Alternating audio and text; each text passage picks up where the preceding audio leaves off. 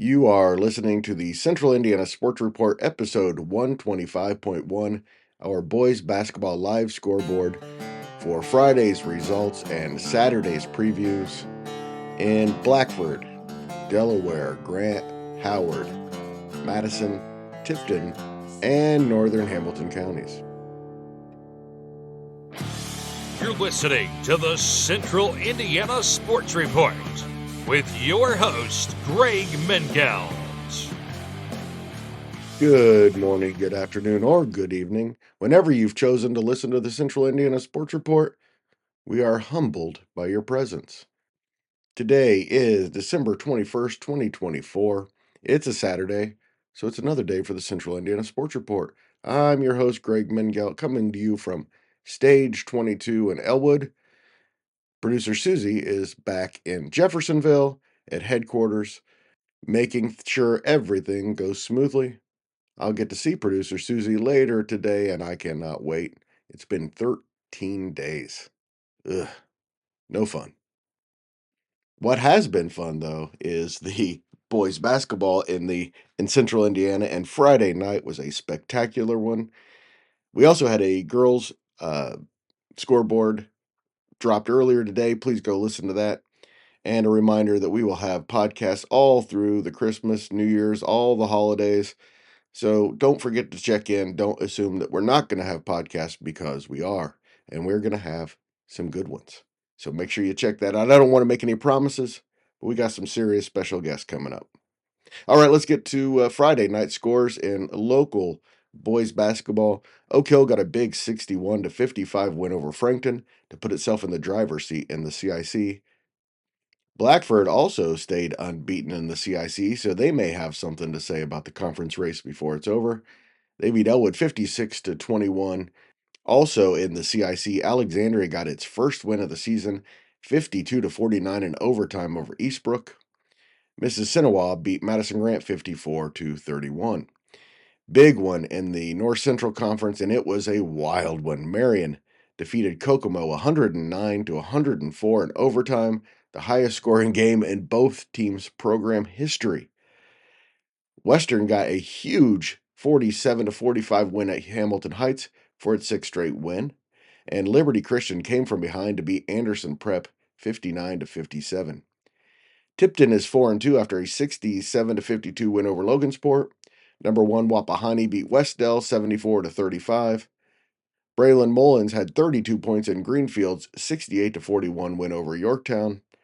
Delta had a huge second half in a 60-44 win over Jay County. And a bit of an upset, Monroe Central beat LaPel 65-50. Tri-Central got past Clinton Central 64-51. Sheridan blew past Eastern 83-49 for a Hoosier Heartland win. Taylor remains unbeaten after a 61-33 win over Delphi. Northwestern is unbeaten in the Three Rivers Conference after a 43-31 win over Rochester. And Daleville got a big Mid-Eastern Conference win over Blue River, 80-63. A little outside of our coverage area, but also of interest to our listeners. In the Hoosier Conference, West Lafayette beat Benton Central 80-72. In a big Hoosier Heritage contest, Mount Vernon rallied past Shelbyville 64-57, and New Pal beat Newcastle 73-43. Northeastern beat Shenandoah 51-45 in a key Mid-Eastern Conference game. In the Hoosier Heartland, Carroll beat Rossville 62-52. In Hamilton County, number 14 Westfield beat number 4 Noblesville 57-50. Number 1 Fishers defeated rival Hamilton Southeastern 65-49 in the Mudsock. And number 10 Carmel held off North Central for a 48-47 victory. And some games of interest in Indianapolis. Number 13 Ben Davis beat Warren Central 62-52. And Lawrence North beat Pike 78-74.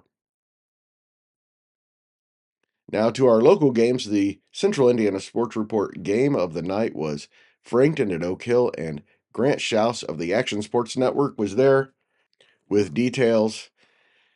His alma mater beat my alma mater, and here he is. Joining me again is Grant Shouse, who is without question, had his attention divided tonight. Had Yep.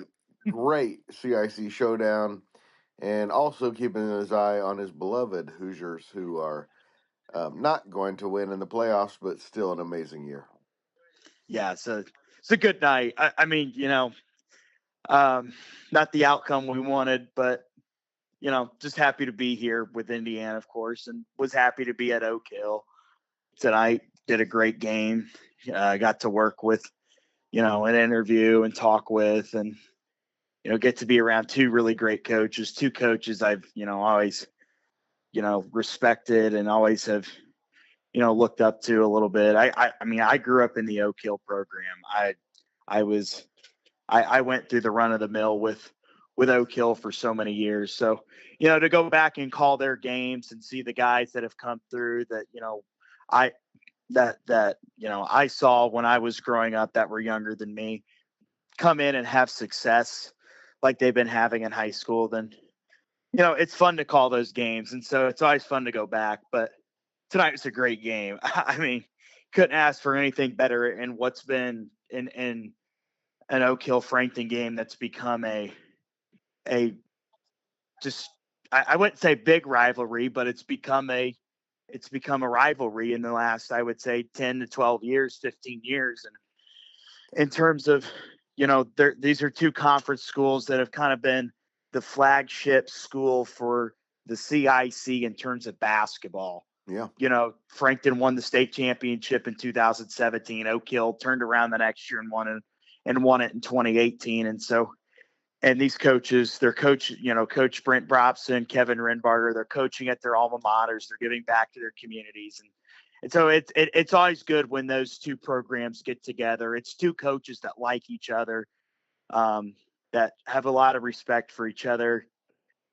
When Oak Hill won the sectional in 2018, the year they won the state, they and they're playing Lapel. They got a hold of Coach Brobson, and Coach Brobson helped them with stuff on Lapel, sent them notes and everything, and was a good available resource for Oak Hill. And so, hearing that as at the time an Oak Hill fan, you start to have a little more respect towards the other coach because it goes beyond basketball. How were the Golden Eagles able to get the job done? Be honest with you, on the defensive end, they did not play well. And Coach Renbarger told us that in our post-game show after the game. They did not play well. They struggled. Frankton's bread and butter is, I wouldn't say the twin towers they have, but they have two big guys that battle underneath, Brady Carmack and Trey Bennett. Trey Bennett had a great first half. He had 10 points in the first half, 8 points in the first half, I think. And Brady Carmack took over in the second half, scored a majority of Frankton's points in the second half. Joey Wright hit a couple baskets too. But Oak Hill got good play from Jace Tonigal, their leading scorer, 22 points a game. He had 22 tonight. So they they had him right at his average. And Oak Hill has Tonigal and RJ Sugar, and those are the two main guys that are going to be the focal point on the scouting report for a lot of teams who are going to, they're going to key on them because they're their scorers. And Coach Renbarger told us before the game that they're looking for other guys to step up and score the basketball. I mean, if they're going to win, 20 games, of course, is the goal, then they need other guys to step up. And the good news is for them is they got that tonight. Ryan Lawson was back after an ankle injury last week. He scored 10 points tonight, given a lot of his were on good passes from Jace Tonigal. And Lawson found himself wide open under the basket for a layup. And then Landon Cruz, and another one who's been a starter and has, and he'll tell you, and a lot of Oak Hill people will tell you, he struggled this year to get going. A guy who's a sophomore, he's a young kid. He puts in the work. There's a touchdown for Indiana. Too little, too late, though. But, hey, it makes the score look a little better. That's right, it does. Make it look more competitive. A little bit. But, like I said, with Landon Cruz, and he's a kid that I think is kind of, and I know him. and that's the thing with all these Oak Hill kids is I know them because I went to school with a lot of them. And, I know, Cruzen had kind of been struggling with some confidence a little bit. And so for him to get going tonight, he had 11 points. He had a couple big threes. That really helped boost his confidence a little bit. And you like to see your young guys get going like that, guys that are capable of doing those things. And so for him to, do that tonight was big for Oak Hill. And I mean, think about it. If you don't have his 11 points, Oak Hill's not winning the game. They had 4 guys in double figures. RJ Sugar had 10 points as well. But the thing is Oak Hill didn't play really good defense in the half court and let Carmack and Trey Bennett for Frankton kind of have their way inside. Carmack had 21 for Frankton. Bennett had 10, like I said. But the thing is with Oak Hill and their defense is they were able to speed Frankton up in the standpoint of them not be able to get out and run with the basketball, kind of run. I wouldn't say they run the fast break, but for them to get set up into their offense because Jace Tonigal was all over the floor, man. I mean, just I bet himself tonight he had 6 or 7 steals. That's just the way it looked for me. And he made his presence known on both ends of the floor. So Oak Hill, big one, big, really 3 games coming up. Good news for them is they're going to play a lot. They played a lot of games at home. Mechaniqua at home last week.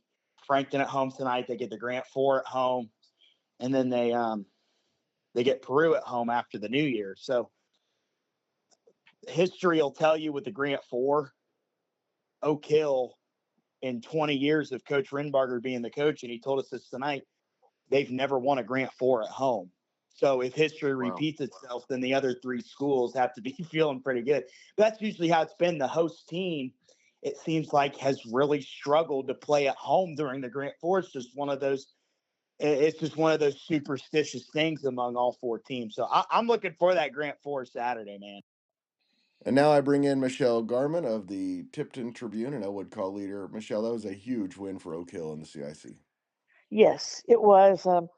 We knew it was going to be a huge game. We called it the game of the week, and I think for as far as we're concerned, and the way it played out, that it probably was perhaps the game of the month for our 2 area teams. The only other game that might surpass that would be Kokomo and Marion. We'll get to that later. That's the next one we're going to talk about right next. So, but yes, two outstanding boys basketball programs in the Central Indiana Conference, led by 2 outstanding coaches. They don't come any better than Kevin Renbarger and Brent Robston for what they do for their programs and the success that they've had.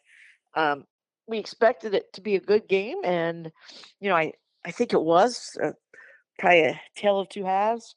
I know Frankton led after the first quarter, but Oak Hill kind of took control in the second half, and but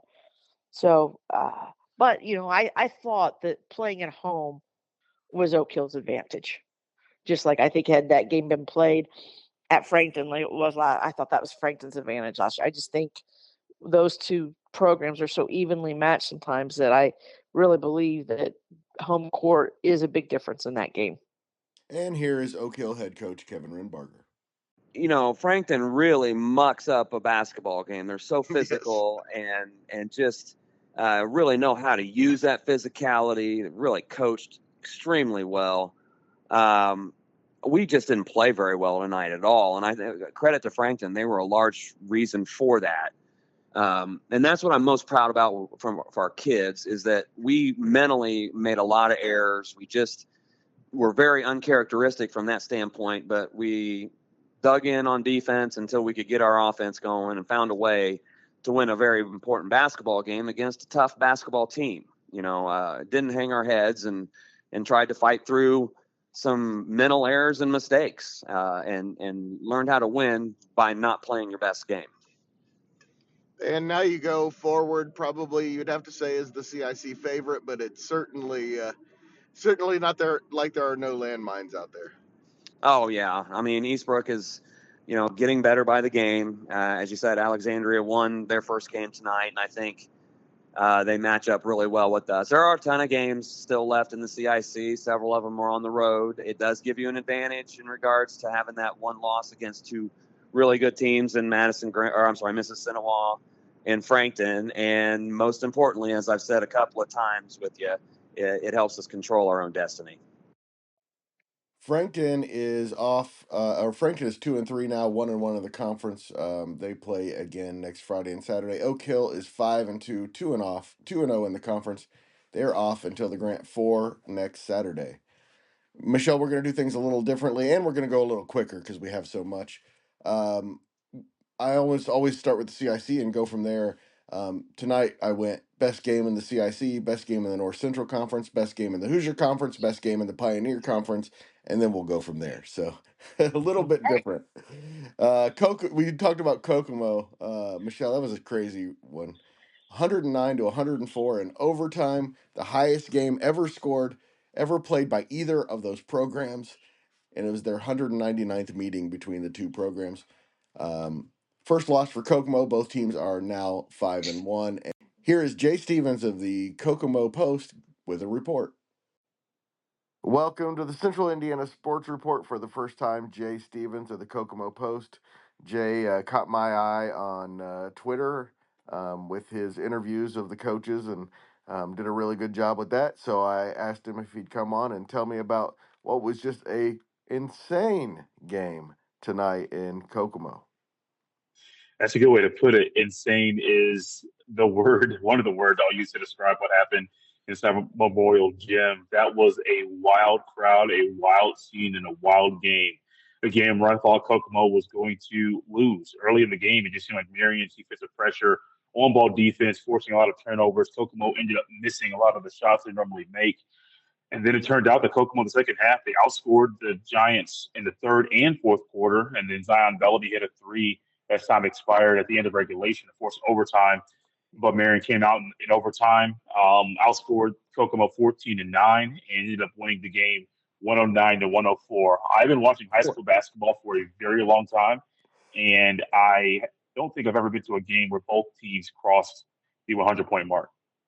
Yeah, there were some Blackford teams back in the 80s and 90s that happened, but not very many. It is certainly not very often.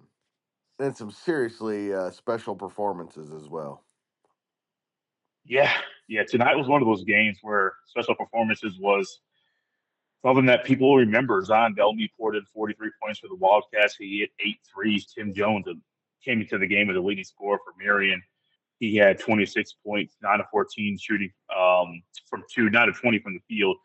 He shot 6 threes, didn't make any of them, but Amar Rogers had poured in 32 points, which were key for the Giants tonight. And it was really Tim Jones who got him off to the good start, right? Yes, yeah, he's the guy that gets everything going. But it's not just him. I knew coming in, I hadn't seen Tim Jones play, so I wasn't exactly sure what to expect. I knew he could put the ball in the basket, but he's a team guy. Of course, he gets the ball in his hands and he can fill it up. But he is not afraid to pass the ball or make the extra pass. He had 5 assists this evening, and he passed it. And then the third quarter, Blackman took Jones out because Jones picked up his third foul. And so that was when Kokomo started to really get traction to kind of fight back. But when Jones came back in the fourth quarter, he came back in, didn't leave the game. Eventually, sometimes he was playing defense as a guy was going by him with his hand behind his back, so he would try to foul, to pick up another foul, and it worked. It was a method that I would not expect to see, but he ended the game with only those 3 fouls that he picked up in the first 3 quarters. And this was one of those. It's weird, man. Like, I was there at the game, watched the game, tried to highlight some different things. But then sitting back and thinking about it, I could talk about Tim Jones, but J.J. Smith he ended the game with 10 points, only shot 3 of 11 from the field. But his defense was so good, and he got early in the hip pocket of the guys on Kokomo, and they weren't able to really get any traction where Kokomo's trying to go. They met their match, and Marion can go, but also play really good defense.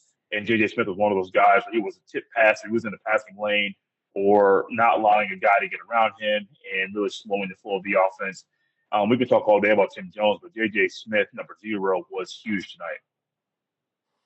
Just a quick thought before my next one, but the NCC really needs a tournament because those teams need to play more than once, or home and home every year in the NCC. I'd like to see that. those games are just too rare. No, I'm with you. I come from Marion County down to Indianapolis, and they always have the county tournament. Now, there wasn't the MIC tournament or Conference Indiana tournament down there, but I think every county and every conference should have some sort of tournament. Now, I'm in Howard County. We do Howard County sports. So you're saying, Jay, there's 5 schools in Howard County. Do you think there should always be a Howard County? Yes, I think there should always be a Howard County basketball tournament. Yes. And I think, as you say, the North Central Conference, there should always be a conference tournament because you play a team once and then someone's going to win the conference at the end of the day. But more games against quality competition against teams that know you very well, that'll help you for the state tournament down the road. And it really it's really an event when these teams play each other. Oh man, I saw Marion and Kokomo last year. I wasn't covering the game; just went with my wife to go enjoy some basketball. They're playing out in Lafayette Jeff, and I really liked the back and forth. I really enjoyed the style of play. Floyd Badunga was too much. Carson Rogers was too much. Like Kokomo was too much for Marion that day. But I'm thinking, I want to see these teams play twice or 3 times or 4 times. Unfortunately, for fans like us, Kokomo and Marion are no longer in the same sectional because Marion is now in 3A. Right. So this literally is the only time this year that we'll be able to see these teams, which goes back to our point that, put a conference tournament out there. Kokomo can host it. Marion can host it. It can circulate around the different various teams. Whoever hosts it, you're going to get high-quality basketball played there throughout the entire tournament. You know, it's a disappointing loss, I'm sure, for Kokomo, but a lot to like from that team. Oh, so much to like. One thing I didn't say earlier that really hurt Kokomo tonight was foul trouble. They had 4 guys foul out. They had another guy with 4 fouls, and freshman DJ Nash, who was a freshman, who ended the game with a double-double, 21 points and 10 rebounds. Corbin Hamill, who got hobbled late in the game, he also fouled out, but he had 20 points.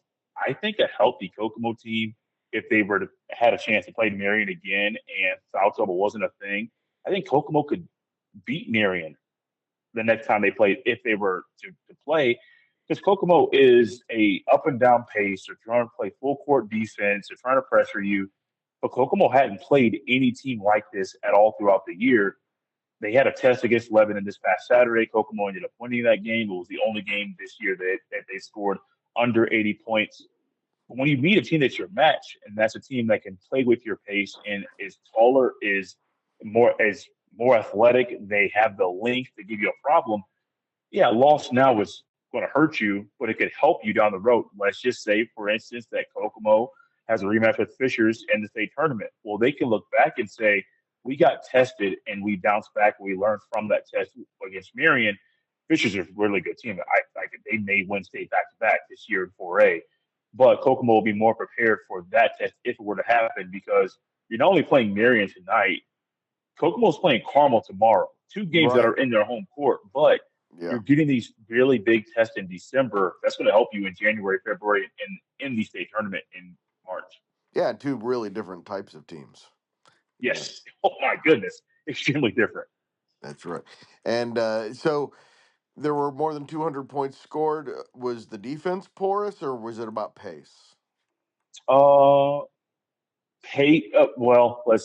cut pace, but also Kokomo's defense was not as sticky as I call it as it normally is. They weren't able to play the same pace. They weren't able to press teams like they normally do. Marion was it was a lot about the pace, but Marion's defense forced Kokomo to miss a lot of shots early in the game, mainly in the second quarter.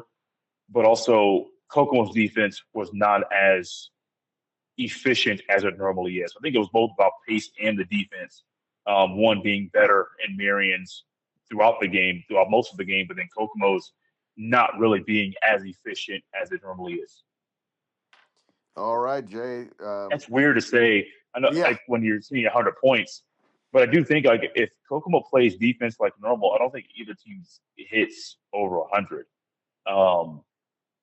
But they weren't able to. Their defense was not able to do anything that it normally does. All right, Michelle. Wild one at Kokomo last night. Yeah, Marion, I think, kind of shocked everybody because they came out and were pretty dominant in the first half. Yes. They jumped out to a really good lead. And then the second half really belonged to Kokomo, and then Marion was able to find what it needed again to control the overtime. But what a thing, and what a game by Kokomo's Zion Bellamy. Yes. I mean, wow, 43 points, the game tying 3 that sent it into overtime. I mean, wow.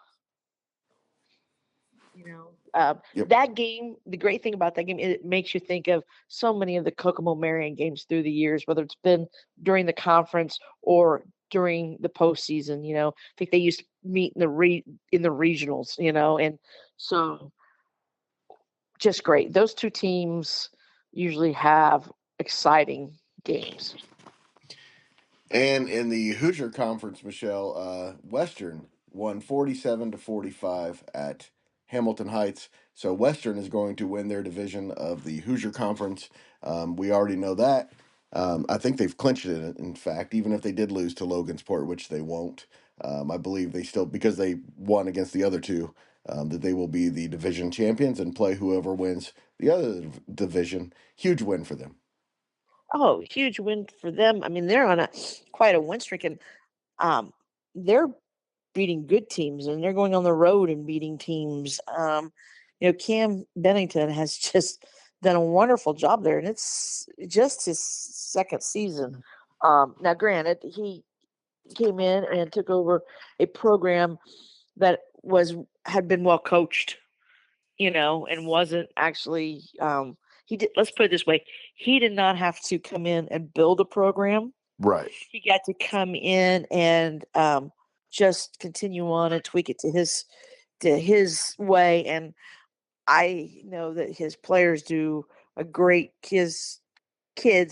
job of listening to him, and he just always seems to have a good game plan. I'm so happy for Cam and his staff and what they're doing this year, and just wish them continued success. So, it's not easy to go in on the road and win a conference game, especially down in Hamilton Heights. So big kudos to Coach Bennington and the Panthers.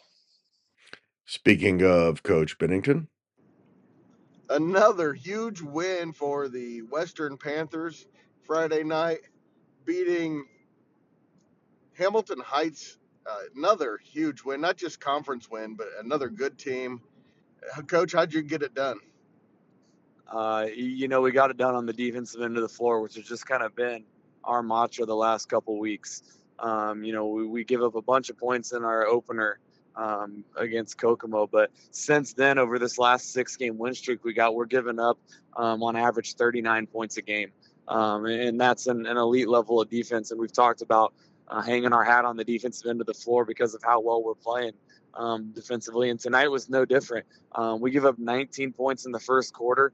Hamilton Heights had a really good game plan, and we had to kind of pivot away from what we were going to do, and the kids were still bought in, and we made some adjustments, and then we hold them to 26 points in quarters 2 through 4, and just kind of gritted one out by being more physical and finding a way. I mean, that's just it. We wanted it, we played hard, we were physical, and we found a way. Did you any heroics coming down to the end, or how did it play out? No, we actually were down 4 at the end of the first quarter, and Heights stretched it to 8 or 9 at one point in time in the second quarter. And I think we went into the locker room down 6. And Heights is so physical, and they do it without fouling. And it took a lot out of our guys to kind of work back into the game. But we got to a point where I felt like we were just stringing together stops after stop after stop. And then we started to get on a roll offensively, and we took a 6-point deficit and turned it into about an 8-point lead. With maybe 4 or 5 minutes left in the fourth quarter, we led by eight or 9 points. And truthfully, the one complaint I had to the guys after the game was that if we would have shot better from the foul line, there would have been no sweat at the end of the game.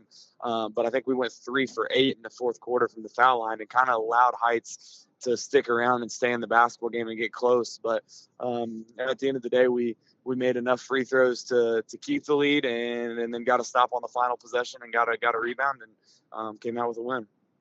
Coach, big win as far as the conference goes as well. Yeah, absolutely. And, we still got one more game in our division, but we've kind of put ourselves in the driver's seat to be able to win our division in the conference. And that allows us to get the opportunity to host a conference championship game at Western. We still got a game with Logansport that we got to win, but, if we take care of business there, we'll get to host a conference championship game. And that's a big deal, and the kids will get excited about it, and kind of a fun thing for the school and for the community. Yeah, big deal, especially you consider, the struggles in recent years. And so that is a huge deal for the program, kind of keep proving that this program is back. Yeah, no, absolutely. And that's the thing is, and we're playing with a chip on our shoulder right now. And, truthfully, I know you guys are just doing your job, and you don't mean anything disrespect by it, but we played the previews and the predictions of today's game over the bus today. There as you we were go. on there, we played the podcast, and they listened to you guys all pick Hamilton Heights, and they put a chip on their shoulder about that. And it's just kind of the narrative that we've kind of felt like the kids feel like they've been disrespected a little bit, even though they've been winning games, and so they've been getting a little bit of attention. We've heard a lot of excuses after we've won games, and there's been times where, after we played Tipton, I thought we played really, really well. We did a lot of nice things, and there was kind of a narrative and in a lot of different areas of people saying, well, Tipton's such a young team and they're trying to get things figured out. And that's not I'm not disagreeing with that statement, but what people are kind of neglecting to understand is that we're just as young, maybe even I could argue younger. When, we're starting a freshman, we got a sophomore that's playing a lot. I got 3 juniors in the rotation that played mainly JV last year. Right, we only have 2 seniors, and 3 of our top 8 were either playing JV or 8th grade last year. So we're not like a polished, seasoned veteran team that's just firing on all cylinders to start the year. We got a lot of learning and a lot of growing to do, and we got a lot of mistakes that we got to correct and get better along the way.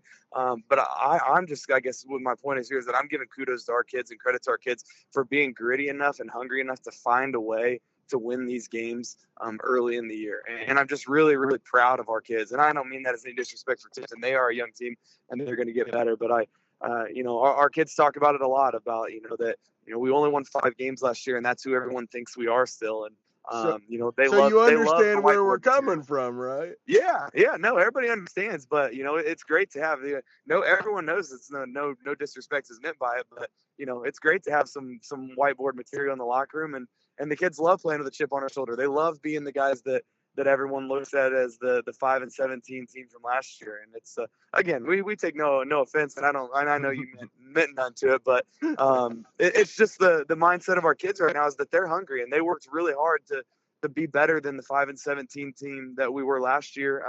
And they're hungry, and I'm really proud of them for continuing to just find ways to get the job done. A couple of guys named Biggs had big nights tonight. Yeah, absolutely. Hudson was phenomenal. And, especially in the second half, he did some nice things in the first half, but in the second half, we kind of pivoted in what we were doing offensively. And, Hudson saw some lanes and really started to take advantage of it. And he kind of willed us offensively and got us going.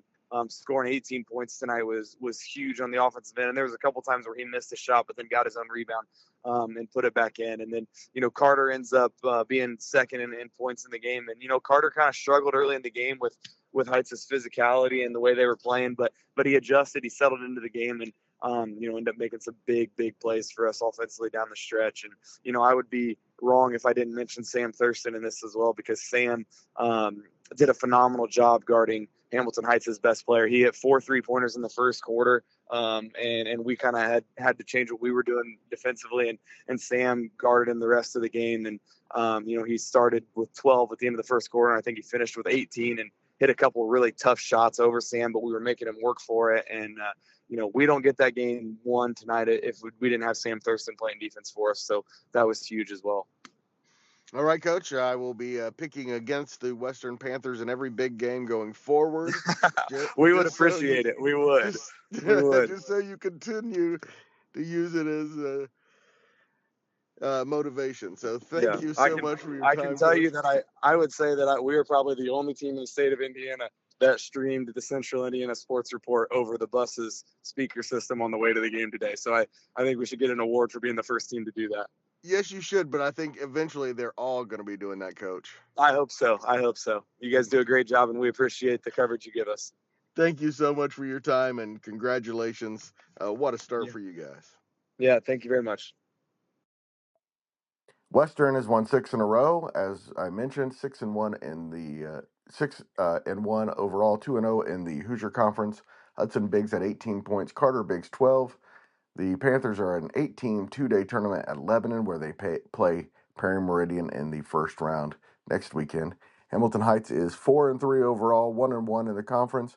They host 5-2 West Lafayette Saturday in a game against a Hoosier Conference team in a non-conference game. Yes. Of course, always a Hoosier Conference team. They may face again in the crossover later in the year. That all depends on how division play turns around. But for Western, this going into that tournament will probably be really good for Coach Bennington and his team.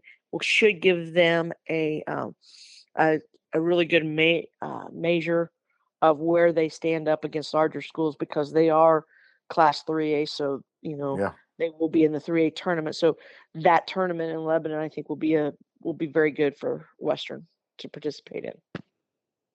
Well, Michelle, Anderson Prep is legit. They actually did lose 58-57 to Class A number 2 Liberty Christian, but they probably showed they were more legit last night than they did in their 5-1 start. They led the entire game, and Liberty Christian outscored the Jets 22-14 in the fourth quarter to pull out the win. Yeah, Anderson Prep should not sneak up on anybody anymore, and if they do, shame on them, because they're not paying. People aren't paying attention or doing their due diligence and looking at film work. At the same time, I know that Liberty Christian can have I saw them last year in the sectional a couple times, maybe games be close, but what makes Liberty Christian so good and dangerous is their ability to dial up the pressure like in the fourth quarter, and they just dial it up, and they'll force 3 or 4 turnovers in a row and score off of it, and all of a sudden they go from behind or up barely to a big lead. So it's but what a game. I actually turned it on my phone a couple times to watch it. What a night, man. We had all kinds of great games. Liberty, both teams are 5-2 now. Liberty 2-0 in the conference. The big difference was senior Christian Townsend. He hit 6 3-pointers and finished with 25 points. Anderson Prep they had 4 players in double figures, led by Cameron Anderson's 17. Alexandria got its first win of the season, 52-49 in overtime over Eastbrook. Senior Carson Hall hit a floater in the lane with 2 seconds left to send the game into overtime. Bryson Eckler was huge all night, big in the overtime. First, he drove the lane and kicked to freshman Cam McAtee, who had a huge 3 to put Alexandria up 48-43. He finished with 18 points, hit a couple of key free throws in overtime. Draven Collins of Eastbrook had a potential tying 3-pointer that missed at the buzzer. Alexandria is 1-5 overall, 1-1 in the conference. Eastbrook is 2-4 overall, 1-2 in the CIC. Michelle, I did not have time to talk to either one of those games because it was after 10 o'clock when the games ended. It was a girls-boys doubleheader, and with the Hall of Fame ceremony and everything. I just did not have time, but I will try to get a hold of Marty Carroll and have him on the weekend review after Alexandria's first win. I am sure that the Tigers feel like there's been this big weight just lifted off their shoulders. You could see it when Collins' shot didn't go in, how excited they were to get that win. Yes, I mean they've come close a couple times this year. Yeah. For them, it's nice to get over the hump. And they were another team that just are not a typical 0-5 team. I find them very similar to Madison Grant. A lot of great athletes, just not a lot of basketball first type players. But they do have a couple, and they might end up being pretty good by the end of the year. All right, Alexander hosts unbeaten Wapahani today. Ooh. And Eastbrook is off until the Grant 4 tournament next Saturday. Mississinewa beat Madison Grant 54-31. Mississinewa led 22-12 at halftime, then outscored Madison Grant 15-4 in the third. Freshman Ravion Fetz 19 points for Mississinewa, their only player in double figures. They are at 3-3. Lapel on Saturday. That should be a really good one. Yes, that should be a good one. And Madison Grant is 3-2. They've lost 2 in a row. Their first conference loss. They got 7 points apiece from Ike Almeida and Brock Barnhart. They are at Tri Central on Saturday. Should also be a pretty good one. Yes, it should be. All right, and here is Mississinewa head coach Josh Brooks after the Indians' big win. On Friday evening, I spoke with Mississinewa head coach Josh Brooks. He was very happy with the way his team played in the win. They just continue to show me that they're, bought in and, willing to do the work that's asked of them to try to be the best team they can be. Really kind of went back to the drawing board a little bit after the disappointing loss to, Oak Hill. Felt like we should have been better, and, definitely got after it this week. Felt like we were better defensively tonight than we were against Oak Hill. And then obviously offensively seemed to find a much better flow tonight, and led by our freshman Ravion Fetz with 19. Felt like he really did a good job of setting the tone early of attacking the basket and not settling for outside jump shots, and then the rest kind of just followed. So super proud of our guys and their effort and their willingness to buy into the defense end of the floor and, get stops when we need them. And of course, this keeps you in the CIC race. How much you focus on that now, or is it just the fact that you like to beat CIC teams as you go into each one of these wins? No, definitely a focus. No, definitely a focus for us. Something I definitely talked to the guys about, pregame, as far as, we're in a must-win territory now for all CIC teams, because I don't think, the CIC winner is going to have more than one loss. And Oak Hill, getting their win against Frankton tonight, big win for them, could potentially go run the table and stay undefeated. And, we're out of luck, so we're going to need some help. But I do believe, if we can run the table ourselves the rest of the way through, that, there's a chance that we can at least, share that, title again this year. And so we're definitely in a must-win territory for the remainder of our, conference season. And I think the guys, obviously, understood that and, kind of backed that up tonight in the way they played. Probably a little disappointed that Oak Hill won the game, but there's nothing you could do about that one. So. No, for sure. I mean, Frankton's obviously been the other maybe quote unquote power in the conference for the past, however many years. And so, great win for Oak Hill. That was one that I was kind of hoping that Frankton obviously would get a chance to, pull that one off. So then we'd have a chance to beat, Frankton, and the tiles could all fall in place. But, we got to take care of our business, and then hopefully somebody else helps us out down the line. Blackford beat Elwood 56-21 for their fourth straight win. The Bruins are now 4-1. Elwood is 2-6. Here is Blackford head coach Aaron Daniels on his team's fourth straight win. Yeah, it's good to get off early in the CIC with a couple of wins, and I'll tell you, Elwood, Ryan Van Skog's friend of mine, he does a great job defensively. We were up, I think, 14 at halftime, and we were frustrated. Our kids were frustrated. We felt like we were a lot better basketball team, and I'll tell you, I give them all the credit. They gave us some fits and really did a really nice job on us tonight. What was the difference in the game, do you feel like? In the third quarter, our pressure is always pretty good, but in the third quarter to come out I think we had 4 straight steals to start the second half that turned into transition layups. So, we got 8 points right away and kind of opened it up, and then they tried to press a little bit, and it just we kind of opened it up from there. And that was really our ball pressure was really the difference in the game tonight. And who played well for you, Coach? Gage Baker had a great game tonight. He had 18. He didn't play any in the fourth quarter, so he did all that in 3 quarters, and he was active defensively. We didn't shoot it great tonight from outside, but we were able to get to the basket. And then Mari Leggett, he struggled early. He had a couple turnovers that's kind of uncharacteristic of him, and he really turned it on in the second half. He finished with 14 tonight, so I was really proud of both of them. You're expecting a big year out of Gage, aren't you? What's that? You're expecting a big sorry. You're expecting a big year out of Gage, aren't you? Yeah, he's on pace to break 1,000 points, and I'll be honest, when I saw him last year, when I coached against him, he was one of the best players individually that we played against, and so we knew we had something special there. And now that you bring in, the freshman that can score with him, it's kind of a two-headed monster, and really allows him to kind of get into space, and he's a really good basketball player. What's the plan for the next week or two? Well, we've got another big one tomorrow. We've got Eastern Hancock. That's right. And right. That's going to be a really tough one. Yeah. Let me do that again. Yep, no problem. I just completely forgot. So Eastern Hancock tonight. How do you feel about going Friday to Saturday against another quality opponent? It's our first doubleheader, which, you never know how your legs are going to come out. We play really hard, so I'm nervous about, that's a little bit of a trip. You're worried about coming out soft. But we have not battled effort issues all year, so I'm excited about that. I'm excited to see how we respond. And it's a really quality opponent. They played again tonight. I think both teams probably had running clock, got a little bit of rest out of some guys, but we're looking forward to the challenge tomorrow, no doubt about it.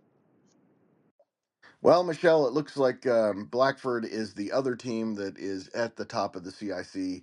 It looks like if there is a contender to Oak Hill-Frankton, and Mississinewa, it is Blackford, right?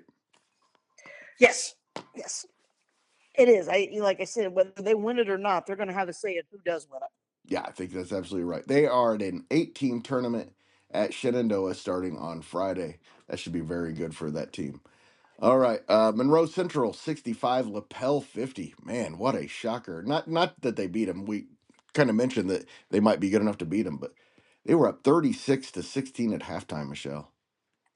Yeah, that is a little bit of a surprise. And Lapel is just they're going to be probably challenged a little bit more right now because I'm guessing one of the judges is still out, which makes a big difference for them and kind of how they do things.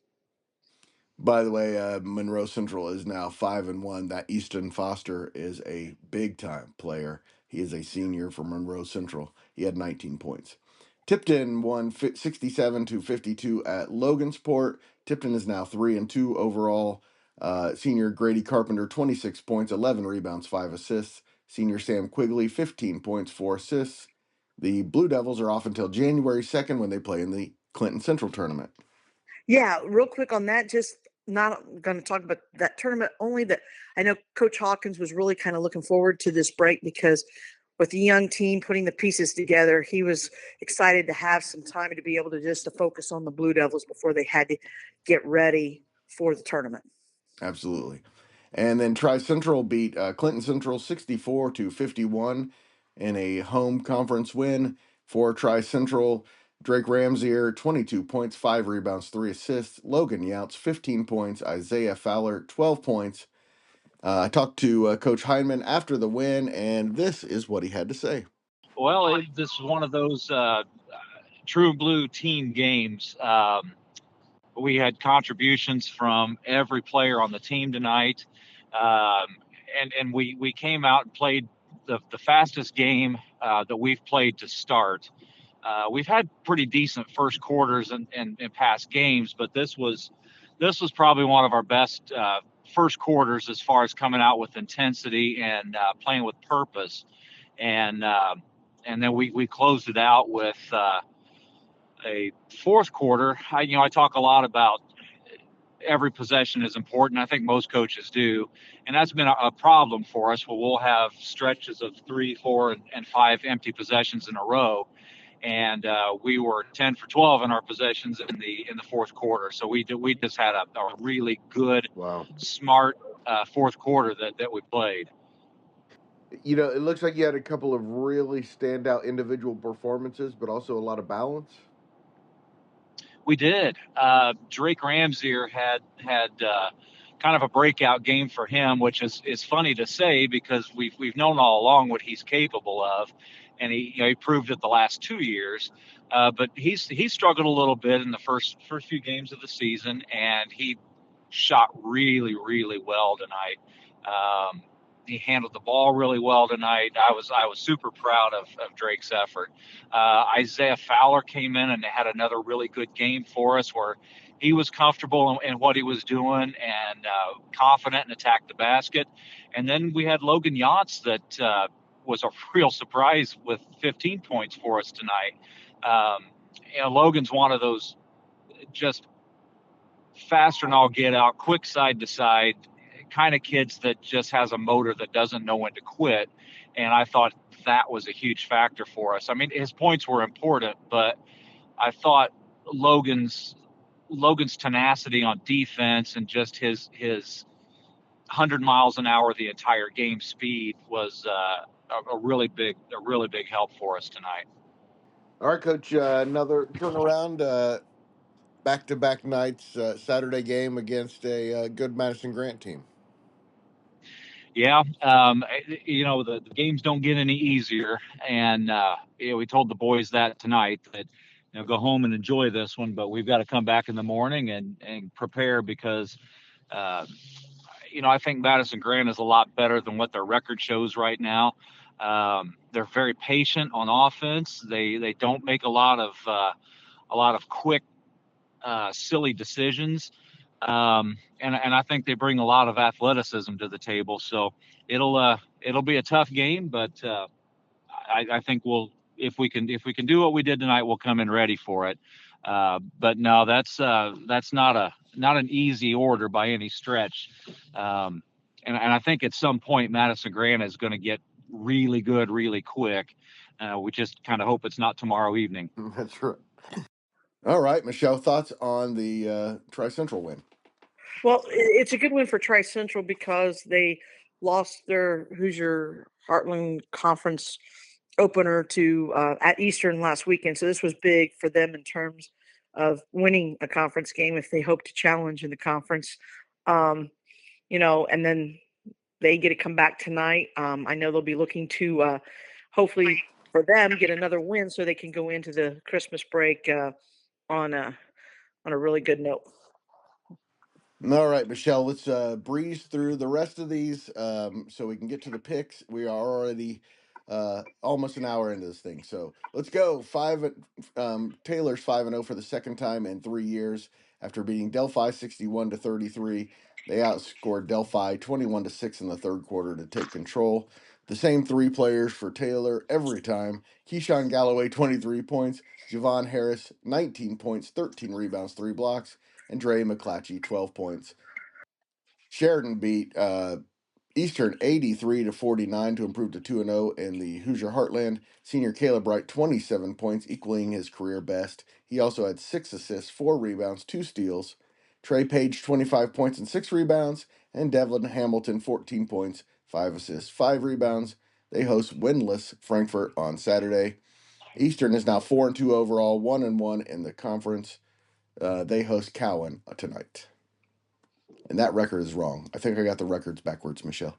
Anyway, Greenfield Central won 68-41 at Yorktown. Yorktown's lost 3 in a row after starting 3-0. They go to 5-2 Shelbyville on Saturday. Greenfield is 5-1 overall, 1-1 in the conference. They beat they are.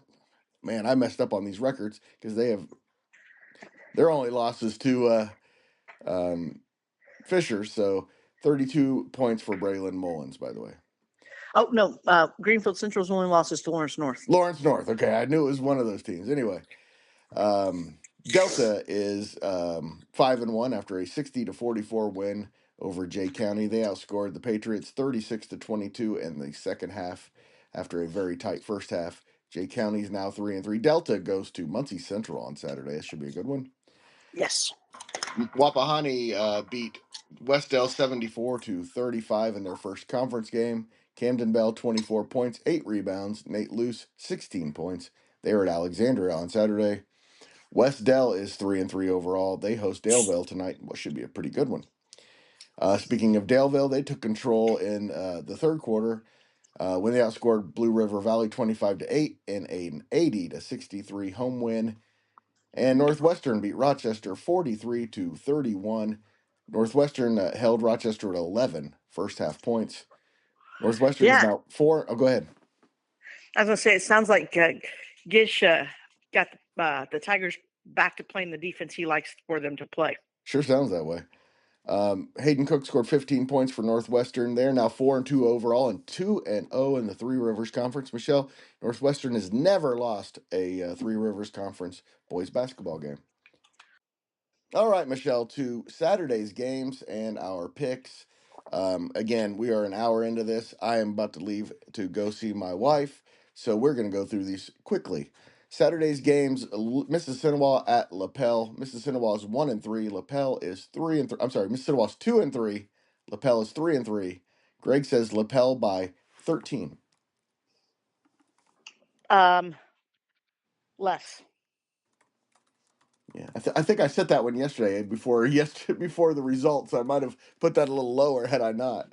All right, Madison Grant is at Tri Central, and I have Tri Central by a point. More. All right. Wapahani goes to Alexandria, and I have Wapahani winning by 24. More. Okay. Blackford goes to Eastern Hancock for a tough one. I have Blackford winning by a point. Ooh. Blackford at Eastern Hancock. Yeah. Here's your chance for 5 points if you want to take the Royals. Eastern Hancock by a bucket. I won't say whether it's a 2 or a 3. All you have to do is pick Eastern Hancock, and one of us is getting 5 points for that one. Go Bruins! All right, Carmel goes to Kokomo. I have Kokomo by 1. Wow. Yeah. I agree. It's going to be Kokomo. I think it could be. I think Kokomo is going to bounce back, and I think they're going to win, not by more than 1, not double figures though. All right, Anderson goes to Pike for another big one. 2 ranked teams. Pike by 6. Pike just lost. More. Yeah, sorry. More by a bucket or 2 more, by a point or 2 more. More. Because Okay. it's at Pike, so I'll go with Pike. All right, Marion looks for another big win. They go to Huntington North, and I say Marion by 16. Marion by 16. What's Huntington North's record again? I'm sorry. I looked and I forget. Not very good. They're not very good. Hold on. Let me double check. Oh, they're 2-3. They beat Leo 60-59 last night. Yeah, and you said 16. I'm gonna go slightly under that, only because I think Marion's legs are gonna be a little tired, and they're gonna have, and they have another road trip. A decent. I mean, I know Huntington North is a little closer to Marion, but I just think their leg. I think they'll win, but I think their legs will be a little tired. So I say under 16. Liberty Christian goes to Pendleton Heights on Saturday. Greg says Pendleton Heights by 10. More. Pendleton Heights by more. Yeah, I can see why you say that after last night's big comeback. All right, Delta goes to Muncie Central on the road. Greg says Delta by 5. Delta by 5. Muncie Central. They played in the field house last week. They shot pretty well. More. Okay. And West Lafayette goes to Hamilton Heights, and I say West Lafayette by a point. West Lafayette by a point. I will take Hamilton Heights. There you go. So we got two 5 points up in the air on 2 different games. Cowan goes to Eastern, and I say Eastern by 12. Less. Frankfurt is at Sheridan. I say Sheridan by 24. More. I originally had it at 19, and I just changed it midstream because that's gonna, yeah. Daleville goes to Westdale, and I say Westdale by 9. I'll go more, slightly more. All right. I did not say this at the beginning because I didn't want to, Michelle, but the record on Friday night was not good for Greg. Michelle leads the pick standing 16-5 after 2 days. The thanks in large part to Oak Hill, but still 11-5 on just picking the games. I have some making up to do, so go Blackford. I really need Blackford to win on Saturday, and go. I don't want to cheer for West Lafayette, but in order to win this, I have West Lafayette and Blackford. You have Hamilton Heights, and Eastern Hancock. So should be an interesting Saturday. Can't wait. Sorry for a bit of the haphazardness there at the end. I fell asleep while doing the podcast on Friday night. Woke up on Saturday morning and was way behind. Anyway, still turned out pretty good, just not perfect. We are happy to bring you the Central Indiana Sports Report every day. Some days I just might be a little more prepared than others. Thank you so much to Oak Hill head coach Kevin Renbarger, Western head coach Cam Bennington, Mississinewa head coach Josh Brooks, Blackford's Aaron Daniels, and Tri-Central head coach Cam Hindman for joining the Central Indiana Sports Report. Also, thank you so much to Grant Shouse of the Action Sports Network, to Jay Stevens of the Kokomo Post, and of course to Michelle Garmon of the Tipton Tribune and Elwood Call Leader for helping out and making this podcast, I'm just going to say it, the best podcast that's ever existed. And thank you for listening. Please like, subscribe, or follow us if you want to make sure you don't miss a single segment. And it would be helpful if you would tell a friend. Central Indiana Sports Report is a product of ITG Media, and I love Susie.